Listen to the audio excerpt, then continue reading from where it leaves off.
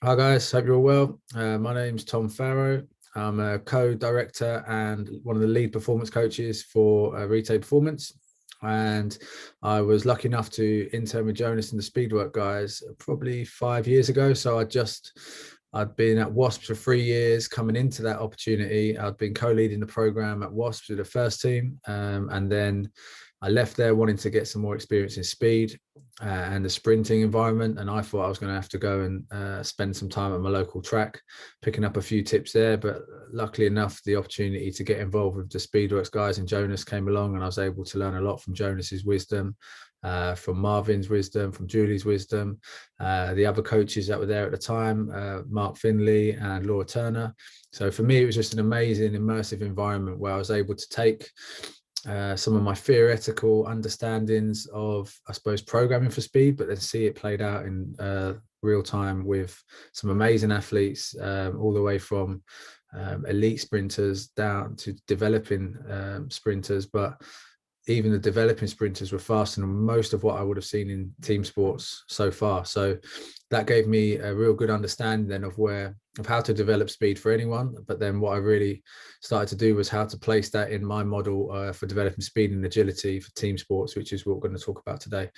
Honored to be on this virtual internship. I think there's some amazing speakers. That Jonas has done a great job. Jonas and the guys have done a great job in getting this together. So I'm not going to talk too much on the technical model of sprinting because there's some super smart people already doing that. I'll talk a little bit about what I'm looking for technically, but more than anything, what I want this to be about is a framework for thinking. So how do where does speed fit into my overall development model for speed and agility? And then how do we organize that with regards to team sports training? So there's a few different challenges in team sports, less time to focus on some of the technical qualities required to sprint well. But also there's a lot more complexity in terms of different movements needed and the decision-making side of the spectrum as well, which we need to pay attention to. So we're going to go through that today. So I think before we start working with anyone or in any situation, we need to have some clarity on what is performance for us. And this for me is my definition of performance. It's the realization of potential in the moment. So I think what's really important to understand, especially in team sports or fight sports even, or any decision-making sports really, and even stopwatch sports like sprinting, I suppose, that the players only ever exist in the moment itself. Okay, so they either solve the problem in front of them or they don't. Okay, there's nothing that we can do that absolutely guarantees they're going to solve that problem. Okay, all we can do is affect the likelihood that they solve that problem. So for most of the time we're developing and working with athletes, we're working on their potential and we're developing their potential. And as we get closer to competition, then we start thinking about, okay, how do we put them in the best place to perform? And that's where things like tapering and psychological strategies come into play in terms of how they're going to face that moment. But for me, that putting performance in the context of realizing potential internalizes performance. It's not just about the external result. It's about how well we represented ourselves and our abilities. So I feel for when we're working with athletes, this is what we're trying to develop is so they can go in there so their potential is as high as it possibly can be, and then even on a bad day they're operating at where they need to be in order to perform. That's ultimately what we're trying to get to, but that is obviously a very long-term journey, and it's a shared journey. It's one that I think we're back and forth on with the athlete. There's, like I say, there's no absolutes. There's nothing we can do that's absolutely going to guarantee success in any sport. So let's just start off there. Let's start off looking at from sevens. So we'll be focusing mainly on sevens today. That's where I've spent the majority of my time in the last 5 or 6 years. So we'll be focusing on that as a team sport. It's an amazing sport for a coach to be able to test themselves in, I suppose. The levels of speed and agility required, along with contact skills and conditioning, is a separate areas are amazing, but just they're some of the best movers in the world. So I was pretty blessed really to have some amazing movers that I got the pleasure to work with, and we'll talk about some of the processes we did with that as we go. So I'll put it on play now. Easier. So Speedworks man himself, Dan Norton on the end there. So we're just starting to look at moments like this, and this is a wonderful example of speed and skill and agility and decision making. So when we're developing athletes of any kind, what we're trying to do is work backwards from those moments. So what are the moments that they're likely to face? And obviously for Dan, this is something that would be fairly familiar. He's on the end. He might have a little bit of space to work with, and then he's got to make something of that. He's one of the best in the world at doing that. This is what the crowd want. This is what speed, a really, really important part of that clip. So that clip, his top speed, I think that season was probably in the high 37s, I believe. But I think he only got to 36 something in that clip. So because his peak speed is so high, relatively there, even while he's running faster and he's running faster than the people around him, he's not operating at his max, which gives him more time to think, to make decisions. So one of the themes we're going to talk about as we go is like, what do these qualities afford us? What does running fast afford us in the performance arena? So keep that in mind in terms of how we break down these moments. There's the moment itself, but then what does that moment consist of? And that's something that we need to keep coming back to.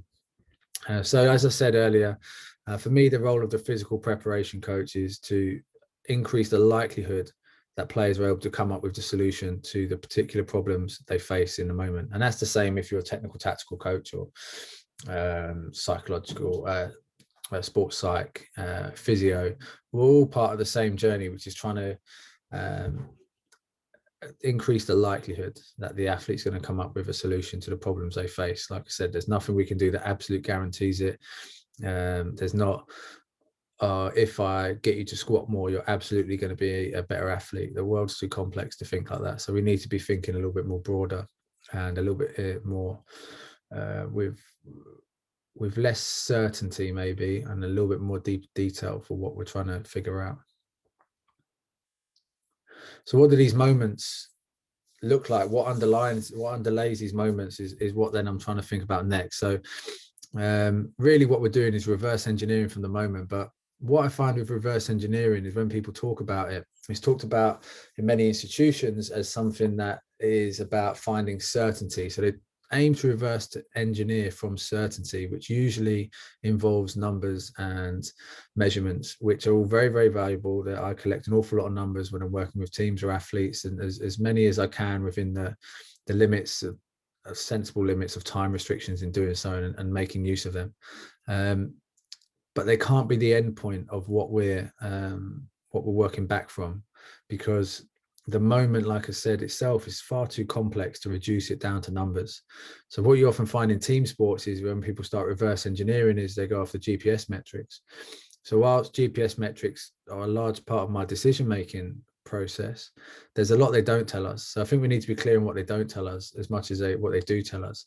And also in what we find from GPS metrics is they're going from like the totality of the game or from a period of play, rather than like each moment to moment that the decision making is taking place. So being really clear on what performance is, just going back to what I said at the start, is key, and not getting lost in just what we can measure, as much as that's useful, and it's very useful, but we can't get lost there. It has to be about something maybe a little bit more magic than that. So what I'm starting to do before I get to clarifying numbers or anything like that, we're not going to get down that deep today because it's not a long enough lecture for that. So we're going to be in the I suppose the philosophical realm here in terms of how we're thinking about speed and agility and where it's placed and how we develop it. So here's this athlete that sits in this moment. Okay, so what makes up this athlete? And they've got technical qualities, tactical qualities, physical qualities. There's some psychological, if you zoom out even further, you could say that psychosocial qualities that make up that athlete. And they're obviously always developing and changing and to different stresses. But those qualities are aimed towards a goal. And that goal then is they're connected to that goal, and what they take information they take back from that goal influences their next move, and so on and so on. So what I like to do is figure out, not just like I'm down here specializing in the physical realm essentially, but what I really want to understand is how do I connect with the other specialities in developing our athlete. So you've got the tactical technical coach, and then you've got the physical, and then the physical really is made up of your S&C specialist, your as well as your medical team as well. But everybody needs to be connected if we're going to get the most of in terms of our performance environment. So I'll just go through each one and how it connects. So the physical connects to the technical through movement specificity. So S&C coaches watching will be hopefully familiar with Bondarchuk and his specificity continuum from general like physical preparation exercises up to competitive exercises. So that arose from, you know, field events really, and has a lot of application in technical and more technical events that don't have such a tactical demand on them.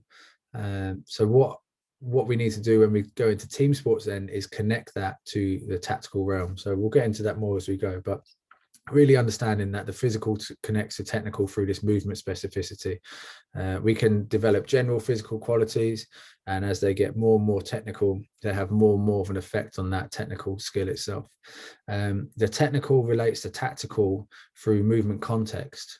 And this is really where that skill stress context continuum, which we're going to talk about later, sits essentially between these two things. And there's because what that is say technically, let's talk rugby.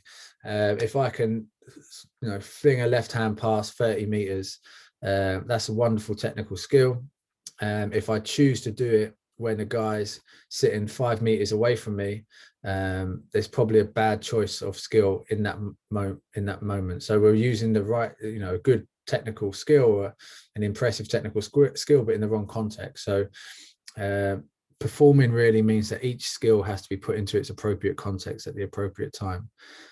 So that's the technical tactical link there. And then the tactical physical is a really important one for how when we get into the depths of some of this discussion, because what you see in the tactical environment will be related to what you can do physically, also technically, through this perception action potential. Okay, so if I am an incredibly reactive athlete and I can cut at a very tight angle compared to an athlete that's more of a trucker, doesn't really have the same reactive abilities, the reactive athlete sees the game like this because they can see the space outside of them, okay, because they know they can utilize it.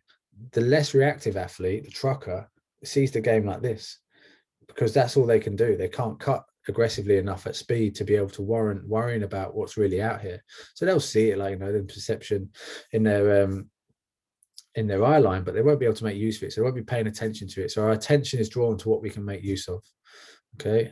So when we get down into the depths of some of this, hopefully that makes a little bit more sense. But remember that what you see in a tactical environment is related to what you can do, both physically and technically. Okay. So then we zoom out again, and this is just a modified version really of Neil's constraints model, which is popular in coaching circles, and it mainly focuses on how we can manipulate the task and the environment in order to challenge the organism, the athlete, to come up with a solution. So what the model really is about is, in order to perform in that moment, we need to have, again, an idea of what constitutes performance in that moment, what constitutes success. And then we're perceiving what that moment is, and then we're going to act based on what we perceive. Okay, so each moment there's a task element to that moment. We'll get into the details a little bit. There's an environment element to that moment, and then there's the athlete themselves. Okay, and we've talked about already about what constitutes the athlete's abilities and how do we move on from, how do we progress from there, and trying to understand what's happened. Okay. So here's this moment with Norts there at the start. Try to give it some context. This is what he's seeing. So he's seeing some space.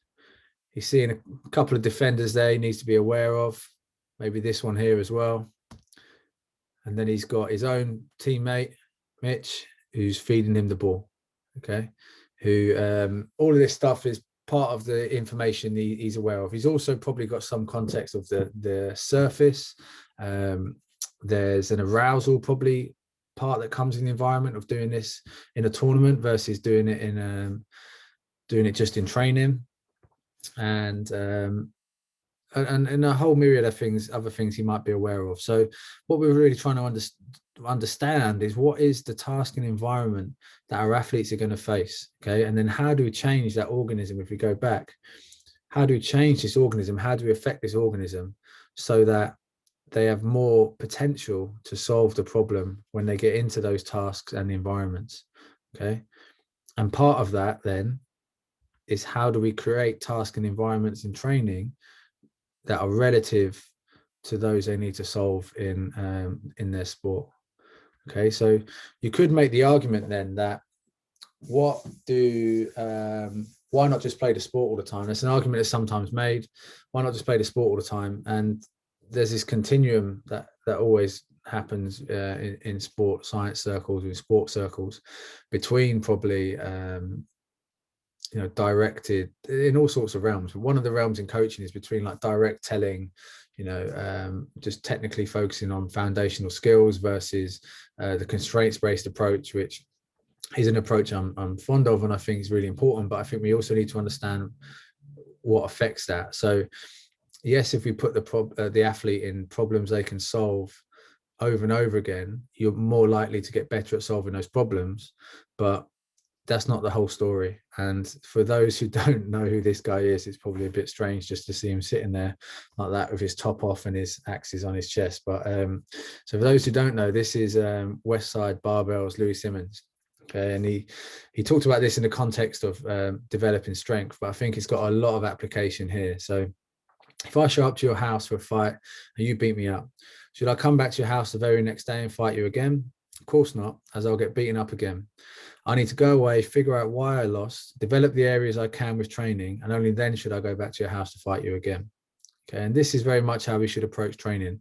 The best way to get better at playing rugby is by playing rugby, but then we need to hierarchically work backwards from that point to understand, well, what are the things that affect playing rugby? What are the physical qualities? What are the technical qualities? And then how do we prepare someone to see the things we need them to see when they're playing rugby? Because how we construct our training sessions in the technical tactical sense will connect with what they actually see when they go out there. If we put them in sessions that never really challenge them, they're not going to be able to deal with challenge.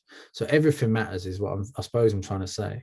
And not only do we need to put them in environments where they can solve the problems repeatedly so they get better at solving the problems, we also need to upregulate their skills in order to do so.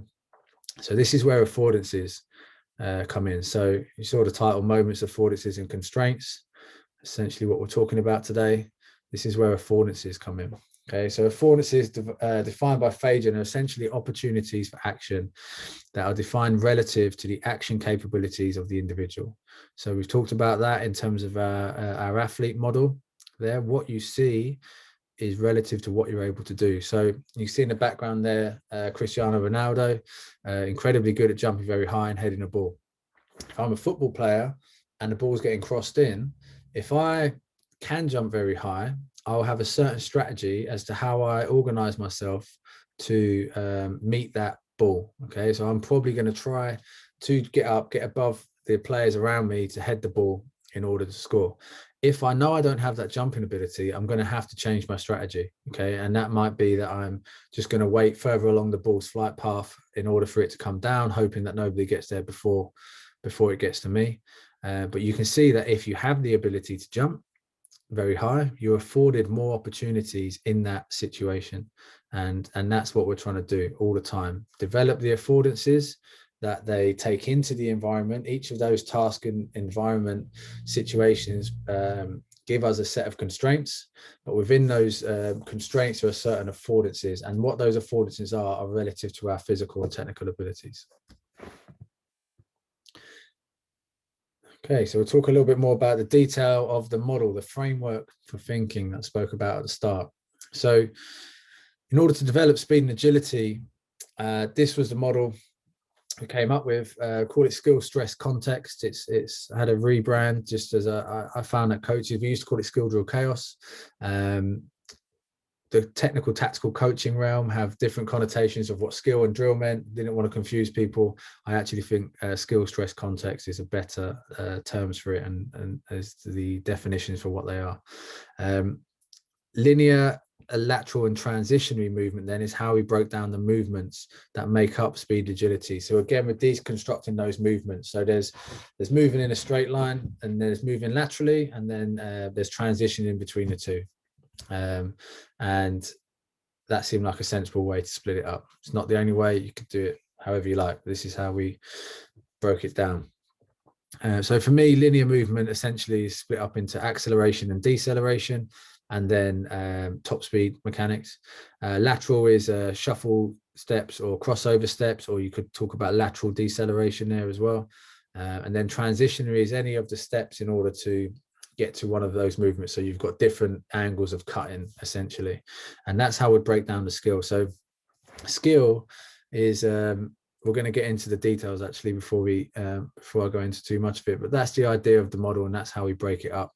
And then within that, we're just placing in the drills or whatever we're doing within these different parts of the model. And then if we go back and we link this into our little triangle of the athlete that we made before, this is on that technical tactical side of the triangle. So we're looking at movement context here. So off the side of this as well, back, then you might look at the physical, which is again affecting the perception action potential of the individual. Okay, missing it from there. So we're going to go through this basically. What we're going to do is break it down. We're going to focus mainly on acceleration, a little bit on max speed, but just for to give it a focus, we're going to talk mainly about acceleration today and how it applies there, but hopefully you get an idea for that as we go. Okay, so skill. When we're working on the skill end of the continuum, we're focused on movement quality in a controlled environment. Okay, and I'll just go back to this. So isolated practice of skills, and this is where we're talking about the we're talking to the athlete about the skill, about how the skill is done. We're taking time on that, and you know, this is where we can talk about internal, external cues, whatever, but this is where we're doing that. We're really focusing on how they perform the skill, and it's very relative to them. It's a process that we try and connect with them as an athlete, their physical abilities, what their body, how their body likes to move, where their body's particular limitations are, where their physical limitations are. So we're connecting it to them, and also then everything we do in the gym is connected to that as well. Okay, so I'll give you a few examples to talk you through what we're looking at. So it's just Accel walks.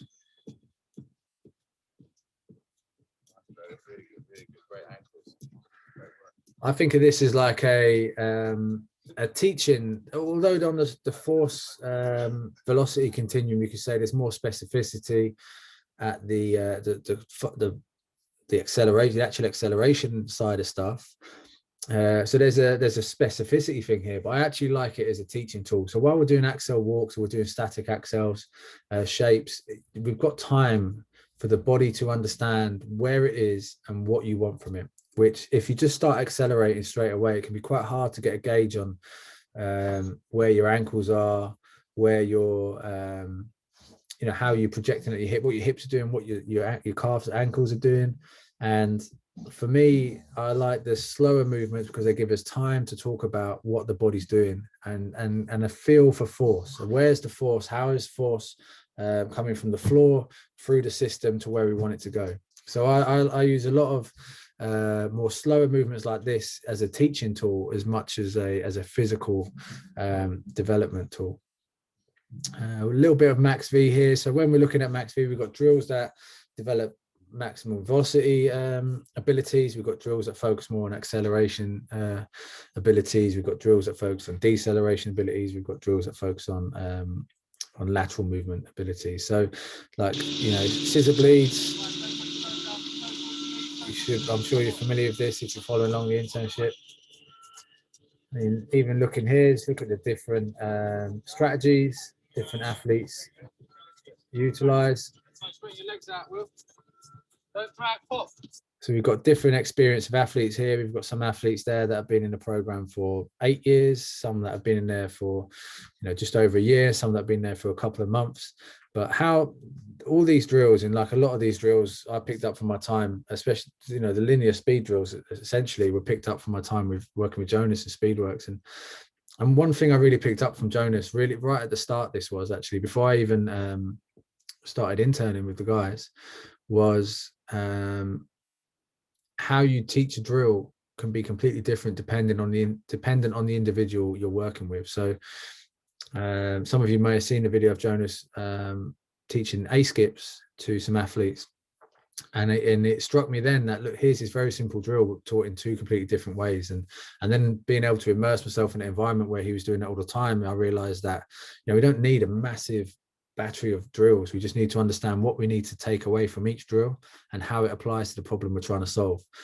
So scissor bleeds are no different for that, but they're also an amazing movement screen. You know, Dan Powerful talk a lot about how the warm-up is, well, everything is the movement screen, and I really find that, like, you can find so much out about athletes just from watching them jump, watching them do drills, watching them move, and then often what you then, when you do sort of force plate testing, it confirms your beliefs, but you obviously then get more of a defined metric on it, and you're able to measure improvement. So it's value in that too.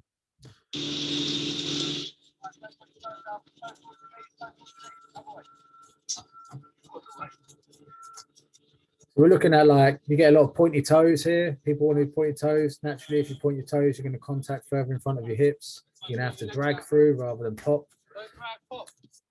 All this, all the top speed drills for me, you're looking at that contact on the floor. How can you vertically orientate that contact in order to make it as quick and efficient as possible? So when we're running fast, we want a lot of force in a little bit of time, essentially, don't we? But that's, again, there's no absolutes. There's players that I know, they run their fastest times on slightly softer pitches, and I think that's because of how their body liked to produce force. They didn't really have the capability to produce a lot of force quickly, but they had the capability to produce a lot of force. So it worked out for them that spending slightly longer on the floor just enabled them to produce slightly more or force that suited their bodies more. So there's very, very, very, very few absolutes, if any, with anyone we're working with. And I think it's something Jonas will talk about a lot, and it's something that we need to be conscious of when we're approaching any athlete. So another one for MaxV, PSkip. So we're still trying to look at that contact with the floor, not trying to drag yourself forward, but trying to pop. MaxV hurdles, I'm sure lots of you are familiar with. So again, what are we using wickets for? What are we using MaxV hurdles for? So we're looking for not too much time on the floor. We're looking for height. Challenge yourself. Can you stay tall whilst producing a lot of force, but not in too much time? So this is a constraint. This is a constraints-based approach to coaching, where we're placing the constraint of shortening the time they can spend on the floor. We're putting the wicket there, so there's something they have to actually pick their feet up over, so they can't shuffle. Why do we pick our feet up? So then we've got more space to produce more force. So it's understanding what we're trying to get with it. And then once you've got that, you can flex then on, okay, this is what we need it for, but it doesn't seem to have that effect on this individual. And why is that? Are they more of a frequency-based athlete? You'll see a lot of them in team sports. You know, how much of that do we lose by having more of a focus on force? And it doesn't matter. You know, you can push them towards, okay, let's try and find a little bit more force from your steps, the force focus, or let's try and find a little bit more frequency based on who you are. And you're always moving around between these sort of endpoints and just trying to understand it with them. And then you're balancing that with some feedback, which can be GPS max speed, it can be 10, 20, 30 meter speed testing. Some of the stuff on the binary app is amazing for that further level of insight into each step, and the ground contact times. All of that stuff is valuable, but only if you can connect it with what do you really need to get out of this situation. And that's really, really important thing we need to keep our mind on as we go through our time working with team sport athletes or any athlete.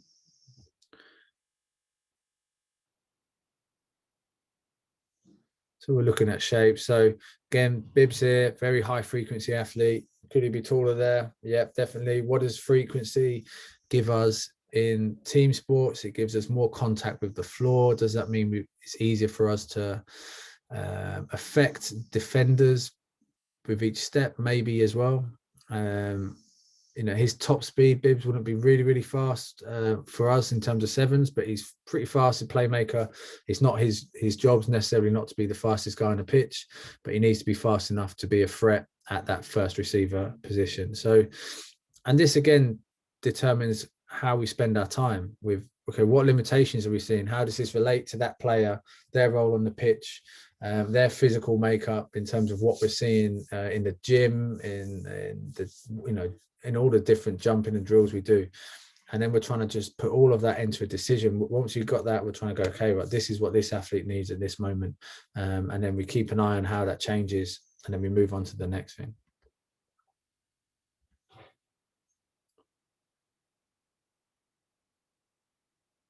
Super, super fast running, Ryan.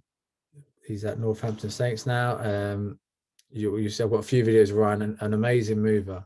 So you'll see that his speed is, there's things he did that when I came into, when he came into sevens and started working, there's things he did that you could see were an effect on the outputs he was having, but also stuff that you wondered whether you could get a little bit more from him in terms of top speed. And that's then a question, okay, where do we focus on this? How do we change this? Because there's a sense in that when you start changing things, it might interrupt stuff at that time. Like, in order to make a change, you might see performance drop off a little bit before it gets better. And that's something you have to be conscious of. So is now the right time to try and make this change? Or if not, you'll see Ryan there will be he'd probably sit a little bit more than I'd necessarily coach him to. But he was a high-end 37 sprinter, so we didn't talk athlete. So we didn't talk too much to him about that as a technique, because what we saw from him was going well, and also what you seem to have sometimes is just focusing on some of the basics, the foundations of how you contact the floor, and some of the underlying physical qualities. You see improvement anyway. So it's how much improvement can you get with as little intervention. Is sometimes a question you should be asking yourself as well.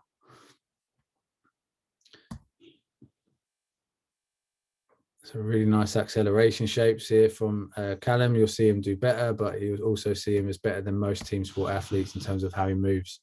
So some of the qualities here we're looking at that stiff ankle projection from the hips. We'd like to maybe see a little bit more of a steady rise.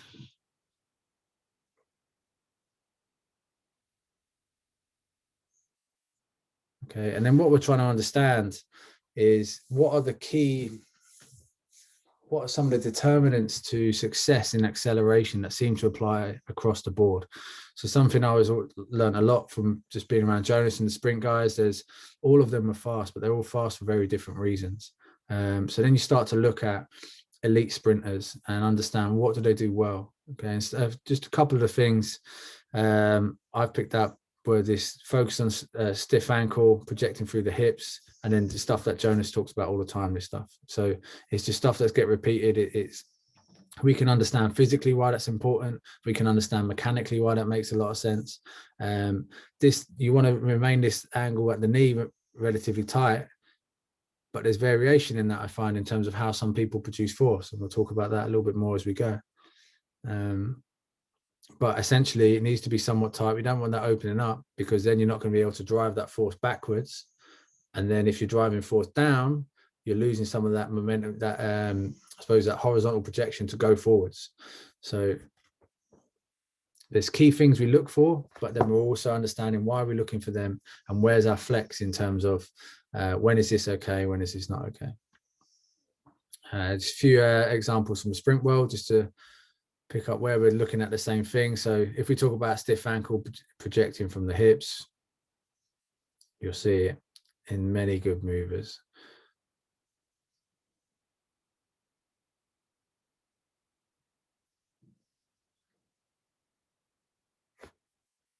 Okay, and just trying to understand like what does stiff ankle afford us? What does it allow us to do? Well, if we're stiff at the ankle, it means when we contact the floor, there's not this lag before we come up again. So it reduces time on the floor. That's important for us. It also affects that shin angle, doesn't it? I'm sure by the time you're watching this, you've been through so much, this won't be news for you, but by being able to keep that ankle stiff and not having that flex, then the shin angle above it isn't going to change as much as it might do otherwise.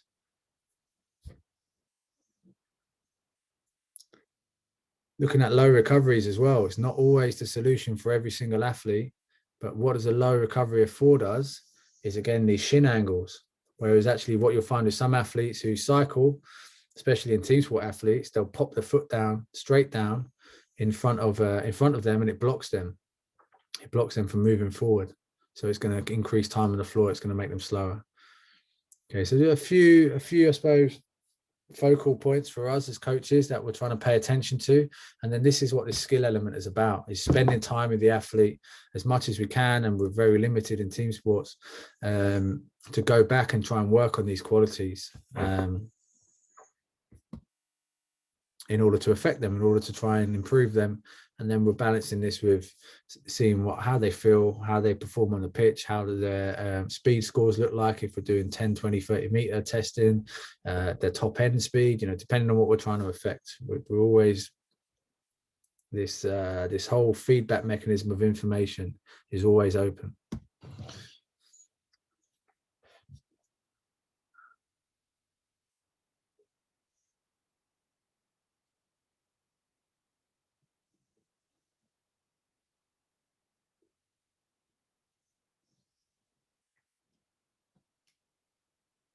Okay, so we're going to move on to stress. So the stress part of the continuum really is now we're trying to challenge the quality of movement in a competitive or pressured, time-dependent, usually, environment. So what we're doing now is shifting focus. So instead of the athlete focusing on how they move, their quality of movement, how it feels, now we're focusing on something external, such as win the race, such as get your fastest 10 meter time or 20 meter time or something like that.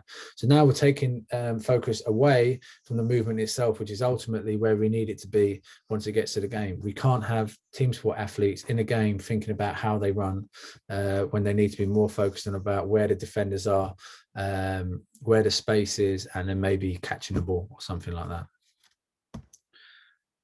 So speed testing, essentially, nice way to stress, because we're not now focusing on the movement. We're trying to put that movement under some kind of stress by challenging you to come up with the best time you possibly can. So then we tell them to stop focusing about how they move and just see what comes out. See what qualities we've worked on they hold on to, see which ones they don't hold on to.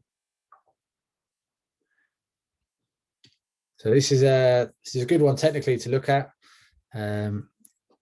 Ben is someone who I would classify as very pulley dominant, very backside dominant in terms of it wants to produce a lot of force from glute, hamstrings. This was one of the, I think probably the fastest 10 meter I've seen. I'm pretty sure it was this rep for a guy of his size. So he weighs about 100 kilograms. That's a 1.61. I believe it's this one. It might not have the right clip, but I'm pretty sure it's this one. It was a 1.61. So the fastest I've seen a guy run 10 meters of that size. But I mean, technically, if you're just going to give me this video, tell me to critique it, there's loads in that I think we can make better. There's some stuff that's good. There's great projection. Look at this opening out of the knee, but then that's part of what I was talking about before in terms of how he seems to want to, by dragging himself through, he seems most comfortable with that. Now, can we make that better? Could we make him even faster? Yeah, I think we could. But it's understanding why does he move like that, and what does that allow him? What parts of his body are happier moving like that, and what parts of his body wouldn't be so comfortable if we try to change that model for him too much. So we're trying to understand the makeup of the individual, and that's, we're always coming back to that, always working with that. But then we've got that basic understanding. If we want more force, we want the force in less time. We want to be able to recycle our limbs efficiently, or switching, as Jonas will talk about switching. And but also, and then where we contact on the floor, we want to be very efficient with the force we apply, and that we apply it in the right direction. But that's all the stuff we know we need to move fast well. The rest of the stuff is how that individual athlete solves that problem with their individual anatomical and physiological makeup. So again, we start to use games a little bit. It's fun, so people are having a good time, which is always good. But also we're stressing the movement in a way where they're now not focusing about how they accelerate, but they're trying to do it as fast as they can, which in itself is a helpful training tool. So you've got the guys on the line. They're going to accelerate out to try and catch the other guys. Basically, this drill is the first guy to turn. So you've got lions around the line waiting. You've got gazelles approaching. This is an Ian Taplin special. And whichever, as soon as one of the gazelles move, everyone can move.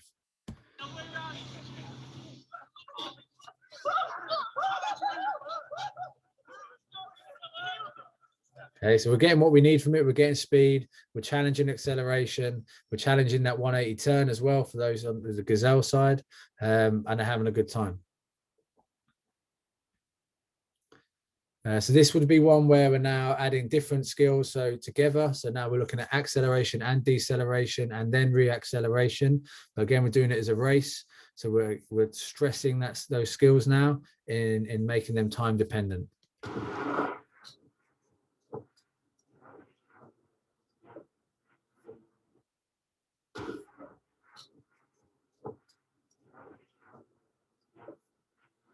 This is really important in team sports, because once you start adding different movement skills, it's all about buying yourself time on the pitch. If I could take an athlete and reduce their 10-meter time, say, by 0.05, that would be a pretty significant improvement for them.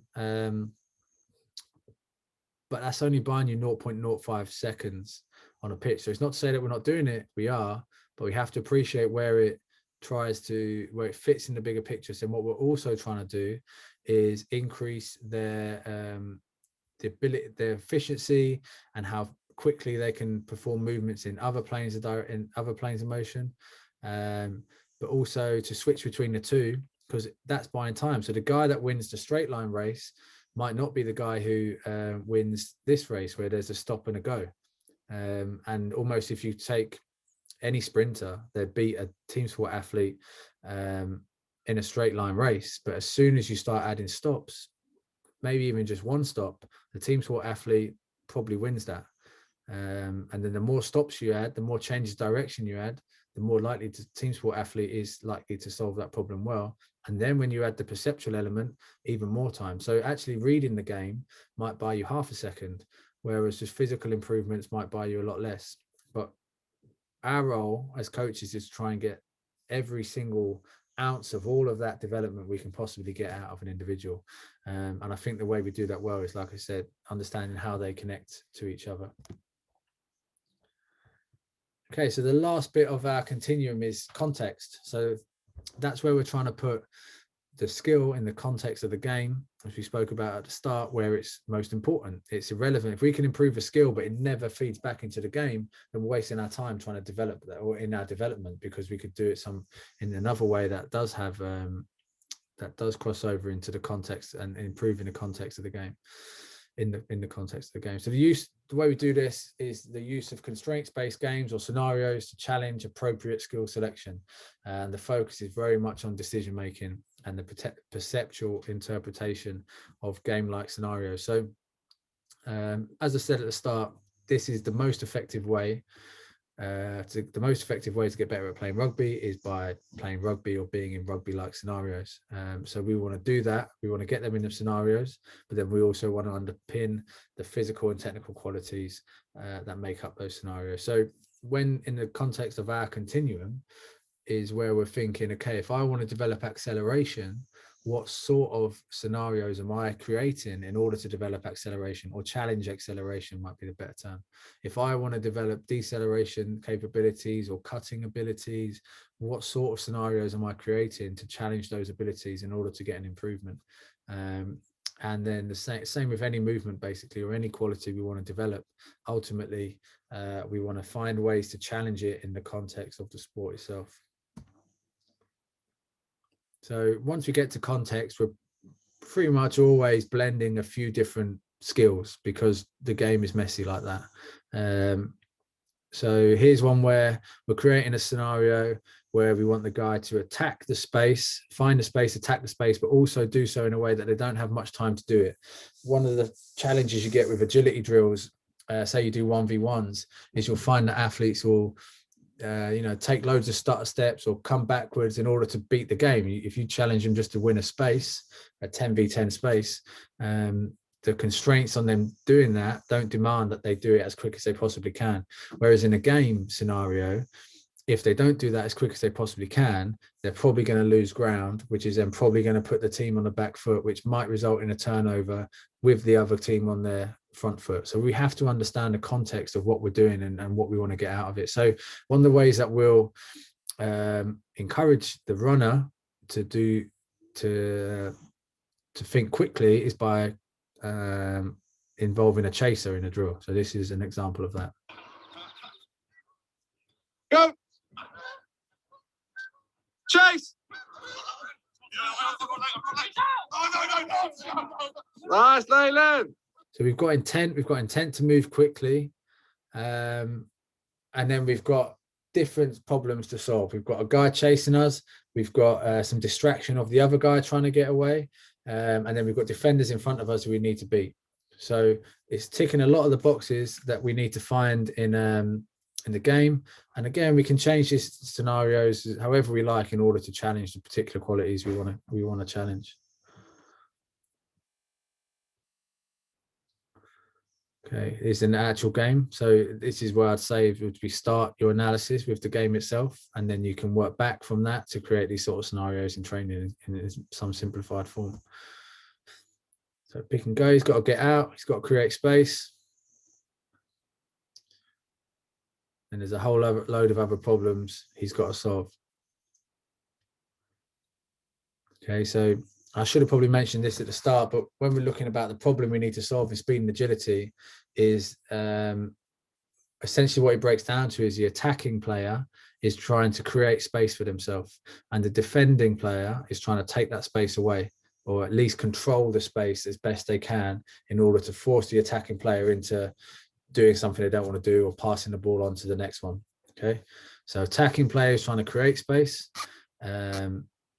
defending players trying to take space away. So you can then see how speed and agility qualities, how acceleration, deceleration abilities, how max speed abilities all influence your ability to create space. Okay, and vice versa in the defense. Create space. Now he's got to solve this problem with everyone around him. He solves it well. So without being fast there, probably doesn't solve that problem in that way. Probably needs to rely on a different support player to help him solve that problem. But also he didn't solve that problem just because he was fast. There was other qualities in there that helped him solve that problem.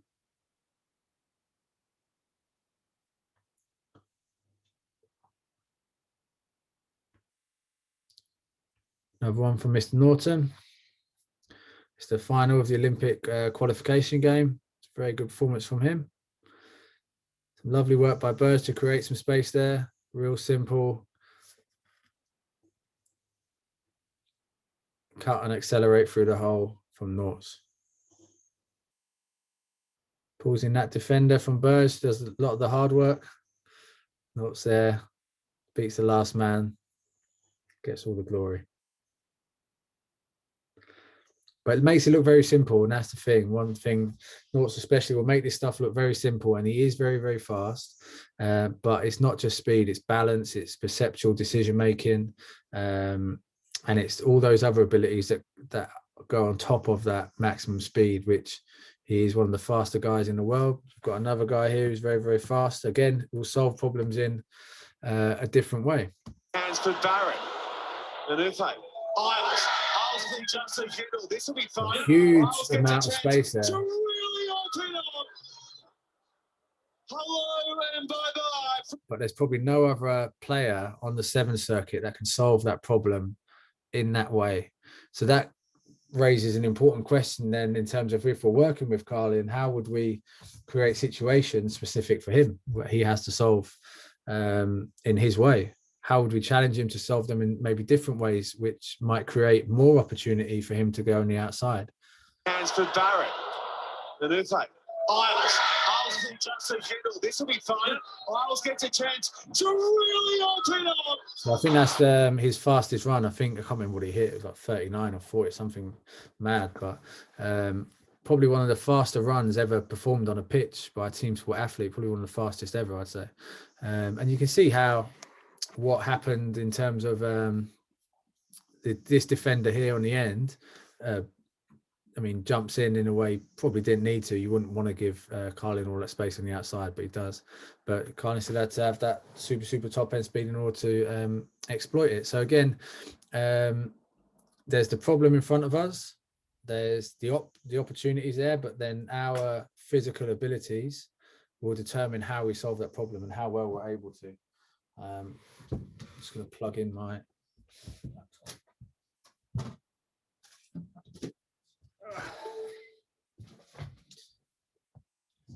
Hands for Barrett. Okay, so back to our first scenario we had with Norts. We've got our defenders. Maybe this guy here could do something. You've got our support player, or where the ball's coming from. Then you've got the space we're going into. So then we can start to think about, how do we create drills, as I was saying. So that's roughly the space we're working with at the moment. Like, none of this needs to be exact. It just needs to be roughly about what you'd find, and then your push and pull based on how the athletes involved in the drill perform the drill.